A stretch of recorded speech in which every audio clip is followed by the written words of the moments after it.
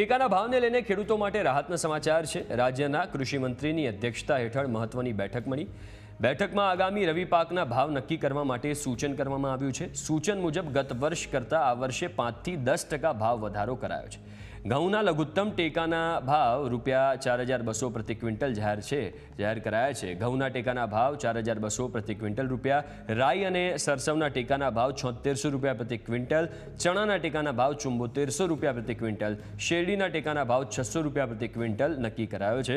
ગત વર્ષ કરતાં આ વર્ષે 5 થી 10% ભાવ વધારો કરવામાં આવ્યો છે।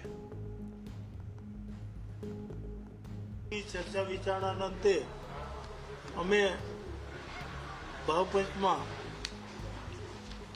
ઘઉં પિયતના ₹4200 ક્વિન્ટલનો ભાવ, ચણાના ₹7400, રાઈ સરસવના ₹7600 અને શેરડીના ₹630 ટનનો ભાવ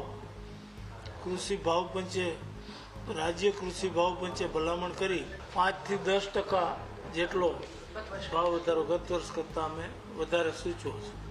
રાજ્ય સરકારે ટેકાનો ભાવ જે ભલામણ કરી હતી એ 4050ની સામે ₹4200 છે। ચણાની અંદર 7050ની સામે 7400 છે। રાઈ સરસવમાં 7200ની સામે 7600 છે અને શેરડીની અંદર ₹630નો ભાવ વધારો કૃષિ ભાવપંચે આજની બેઠકમાં કર્યો છે। આશા રાખીએ કે ભારત સરકાર આપણા ભાવોને કન્સિડર કરી અને MSPની અંદર વધારો કરે।